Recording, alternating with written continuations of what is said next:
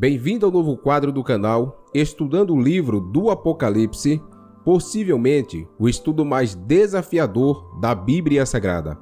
Mas antes, sou o presbítero Ronaldo, quero te convidar a curtir o vídeo, se inscrever no canal e ativar as notificações para que você seja avisado pelo YouTube sempre que eu subir um vídeo novo no canal. Amém? Ao começarmos esta semana, tenho certeza que você não ficará surpreso quando eu disser que precisamos estudar este livro com muito cuidado. Certamente, todo o livro da Bíblia requer observação cuidadosa e interpretação sistemática, mas por razões óbvias, o estudo do Apocalipse precisa ser mais rigoroso. O livro do Apocalipse gerou enorme controvérsia e podemos encontrar muitas interpretações conflitantes do seu significado. Essas diferenças de opinião podem nos fazer pensar se podemos encontrar a verdade em meio a tanta confusão. Por esta razão, muitos cristãos evitam estudar este livro. Mas essas opiniões conflitantes e todos os argumentos apenas provam que o inimigo está trabalhando duro para nos manter afastados dessa verdade. Como veremos nesse vídeo, o Senhor nos deu o livro de Apocalipse para que possamos entender coisas importantes. Nosso Deus não é um Deus de confusão. Então devemos abordar este livro com a expectativa de que podemos e iremos entendê-lo. Mas, ao mesmo tempo, precisamos reconhecer que o Senhor espera que abordemos este livro com preparação e cuidado. E para explicar o que quero dizer, deixe-me fazer uma analogia simples. Imagine que você selecionou um grande romance nas prateleiras de uma livraria. Abriu pela primeira vez, mas abriu no último capítulo. E você começou a ler o capítulo final. Quanto da ação você seria capaz de acompanhar? Você não ficaria completamente confuso com o que leu? E mais importante, você não esperaria ficar confuso? Claro que sim. É por isso que você nunca sonharia em ler um livro dessa maneira, supondo que você queira entendê-lo. É assim que você precisa entender o livro do Apocalipse. É o último capítulo de um romance chamado a Bíblia.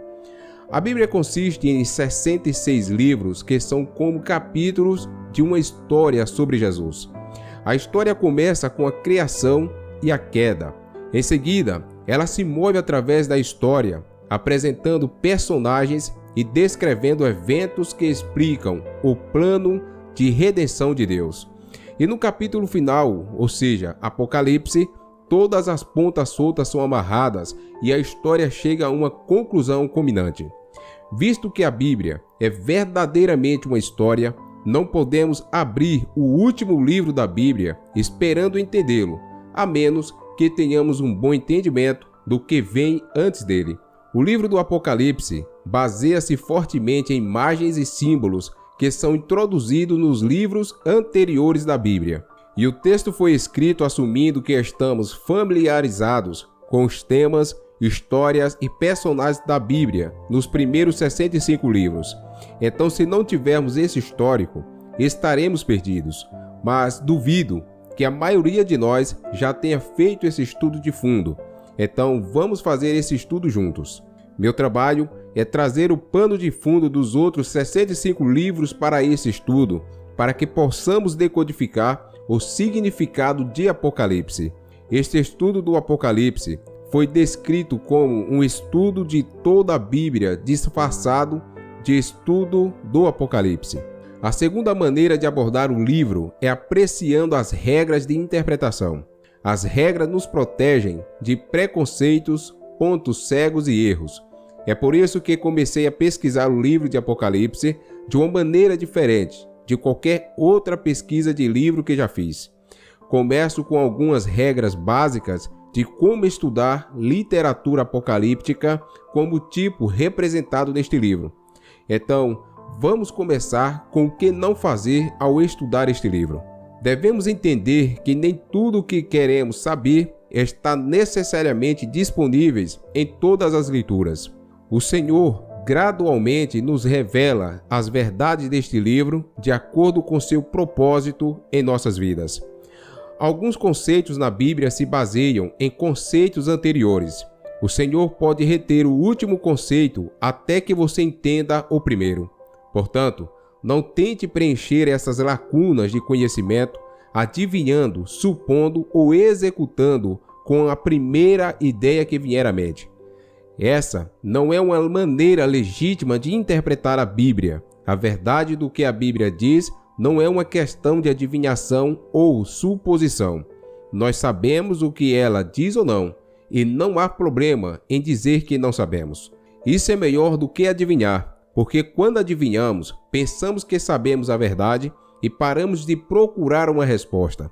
Na realidade, nós entendemos errado e não sabemos, mas, pior ainda, se o Senhor escolher nos trazer a verdadeira resposta algum dia, não a reconhecemos.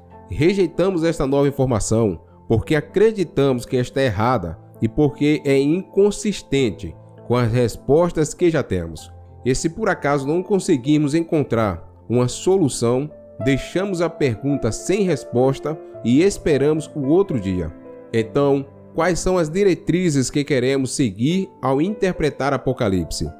Primeiro, seguiremos uma regra básica de hermenêutica histórica e gramatical. Chama-se regra de ouro e diz que, quando o sentido claro das Escrituras faz sentido, não buscamos outro significado.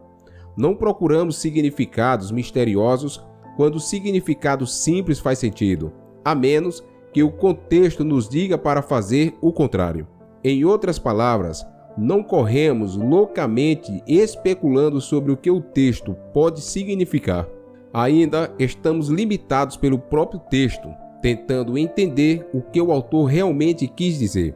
Portanto, a menos que o próprio texto nos diga o contrário, interpretaremos o texto usando o significado comum e usual de cada palavra.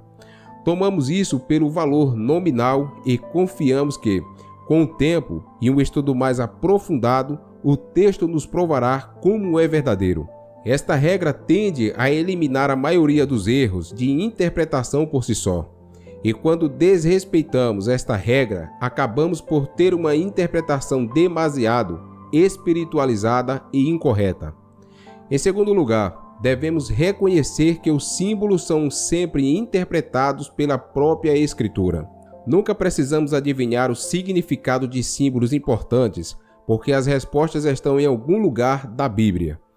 E encontrar o significado nas Escrituras é uma questão de seguir 3 passos simples.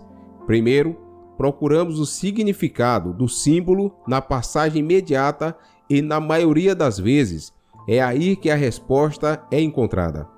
Se não encontrarmos a resposta na passagem, retrocedemos o livro para encontrar a resposta.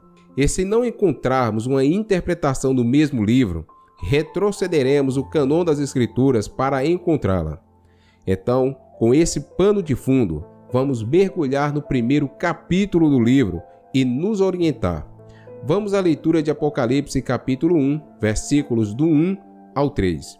Revelação de Jesus Cristo, a qual Deus lhe deu para mostrar aos seus servos as coisas que brevemente deve acontecer, e pelo seu anjo as enviou e as notificou a João, seu servo, e qual testificou da palavra de Deus e do testemunho de Jesus Cristo e de tudo o que tem visto.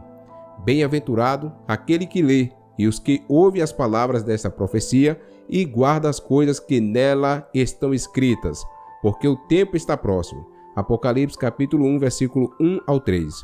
O livro de Apocalipse é, na verdade, uma carta, e como qualquer carta, tem um autor e um público-alvo.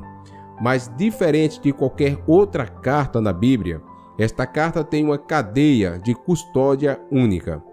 Começa no versículo 1, como a revelação de Jesus Cristo, e a palavra grega para revelação também pode ser traduzida como Apocalipse. Começa com Deus dando esta revelação a ele, ou seja, Jesus, que nos diz que Deus se refere ao Pai. Então a revelação que temos neste livro foi do Pai para o Filho, e o Filho mostra essa revelação aos seus servos. Um servo é o termo do Novo Testamento para os seguidores de Jesus e significa literalmente um escravo. E entre nós e Jesus havia mais alguns passos nesta cadeia de custódia. a revelação do Pai a Jesus para seu anjo. A palavra anjo significa literalmente mensageiro, e esse é o papel principal que os anjos desempenham nas Escrituras. A palavra anjo é singular aqui, então não sabemos qual anjo está em vista aqui, mas ao estudarmos o livro, veremos anjos se destacando como mensageiros. Finalmente, o anjo comunicará os detalhes a João. João é o apóstolo João, como a história da igreja registra. Visto que o texto não menciona qual João, então a suposição lógica que fazemos é que o Senhor esperava que soubéssemos, e o João mais familiar para a igreja primitiva teria sido o apóstolo João. Por que essa cadeia de custódia é tão elaborada e específica? Para encorajar nossa confiança no conteúdo extraordinário da carta. Assim como é hoje, a igreja primitiva foi inundada com falsos ensinamentos, especialmente com ensinos sobre o retorno de Jesus. Depois que Jesus deixou a terra, a igreja ansiava por seu breve retorno, e muito se falava sobre esse retorno. Alguns diziam que já havia acontecido ou estava para acontecer, enquanto outros diziam que nunca aconteceria. Então aqui temos a explicação definitiva de seu retorno e tudo o que acontece antes desse momento.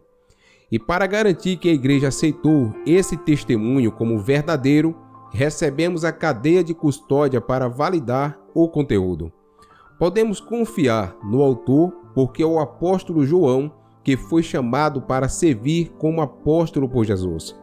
E sabemos que João o recebeu com precisão, porque veio do anjo de Jesus, que o recebeu de Jesus, que o recebeu do Pai. Então observe no verso 1, que nos é dito que Jesus mostra esta revelação a seus servos.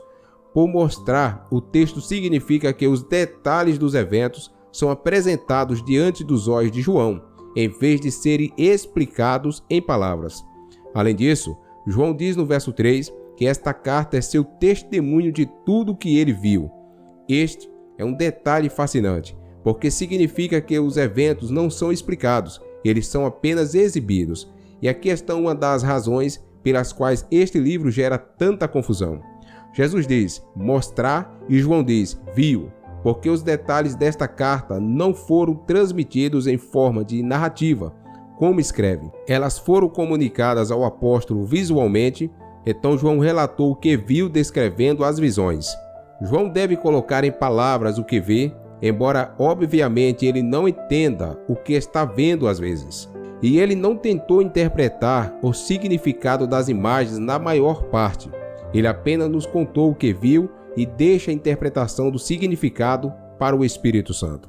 Portanto, como resultado dessa metodologia, a descrição dos eventos é obscurecida pelo mistério.